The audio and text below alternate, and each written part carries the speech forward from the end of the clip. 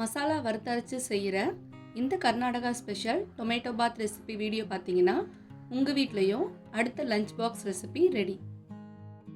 இந்த ரெசிபி 20 மினிட்ஸில் ஈஸியாக பண்ணிடலாம்.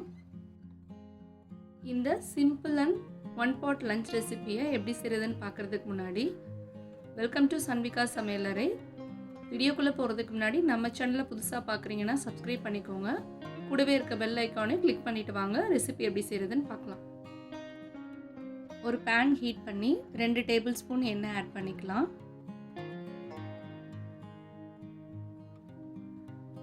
எண்ணெய் நல்லா சூடானதும் 4 போல வரமிளகாய், 1/2 டீஸ்பூன் சோம்பு, 1/2 டீஸ்பூன் சீரகம், 1 டேபிள் ஸ்பூன் மல்லி எல்லாத்தையும் லோ ஃப்ளேமில் 2 நிமிஷம் நல்லா வறுத்துக்கலாம். மிளகாய் மல்லி எல்லாம் நல்லா வாசனை வந்ததும் 2 மீடியம் சைஸ் தக்காளியை இப்படி கட் பண்ணி உள்ளே சேர்த்துக்கலாம். இது கூட துருவின 2 டேபிள் ஸ்பூன் தேங்காய் சேர்த்துக்கலாம். தேங்காய் தக்காளி எல்லாம் வதங்குற வரைக்கும் 5 நிமிஷம் மீடியம் ஃப்ளேமில் வச்சு வதக்கி எடுத்துக்கலாம். தக்காளி நல்லா வதங்கினதும் அதை ஆற வச்சுட்டு மிக்ஸி ஜாரில் சேர்த்து கொஞ்சமாக தண்ணி விட்டு நல்லா பேஸ்ட்டாக அரைச்சி எடுத்துக்கலாம்.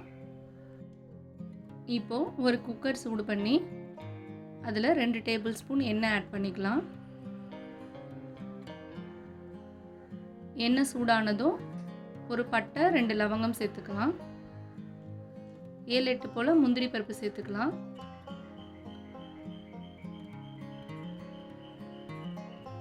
முந்திரி நல்லா கலர் சேஞ்ச் ஆகிற வரைக்கும் 1 நிமிஷம் ஃப்ரை பண்ணிக்கலாம்.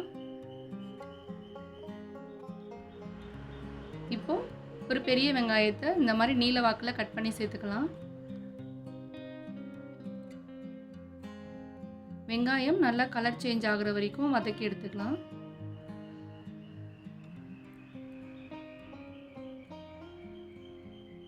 வெங்காயம் நல்லா கலர் சேஞ்ச் ஆகி வதங்கினதும் 1 டேபிள் ஸ்பூன் போல் இஞ்சி பூண்டு பேஸ்ட்டு சேர்த்துக்கலாம்.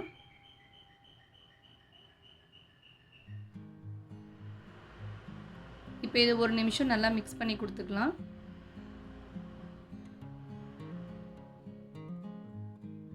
இஞ்சி பூண்டோட பச்சை வாசனை போனதும் 3 மீடியம் சைஸ் தக்காளியை கட் பண்ணி சேர்த்துக்கலாம்.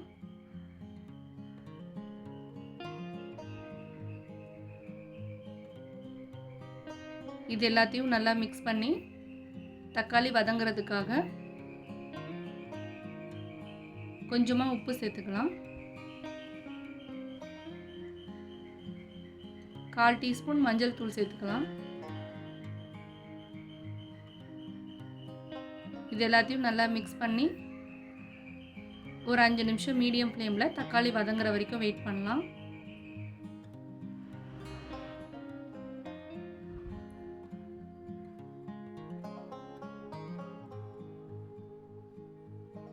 தக்காளி நல்லா வதங்கினதும் அரைச்ச மசாலா பேஸ்ட்டை உள்ளே சேர்த்துக்கலாம்.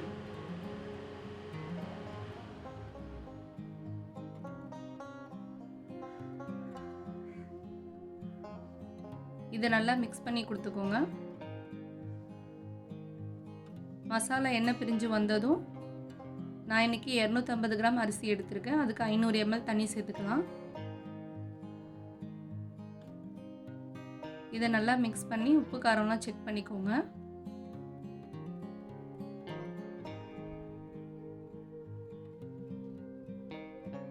இப்போ இதில் நறுக்கின கருவேப்பிலை கொத்தமல்லி சேர்த்துக்கலாம்.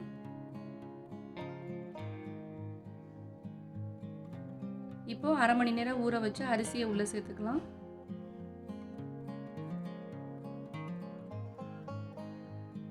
இதில் 1 கப் பச்சை பட்டாணி சேர்த்துக்கலாம்.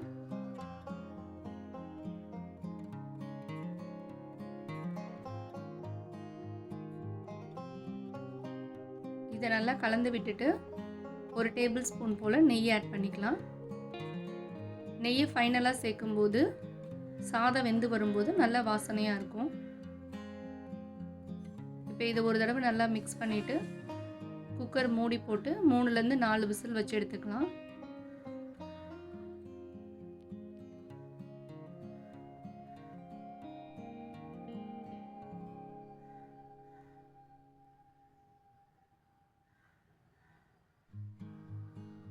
ப்ரெஷர் ரிலீஸ் ஆனதும் விசில் எடுத்துட்டு மூடியை ஓப்பன் பண்ணி பார்த்தீங்கன்னா சுவையான கர்நாடகா ஸ்பெஷல், அதாவது நம்ம ஊர் ஸ்டைலில் சொல்லணும்னா எல்லாருடைய ஆல் டைம் ஃபேவரட்டான தக்காளி சாதம் ரெடி.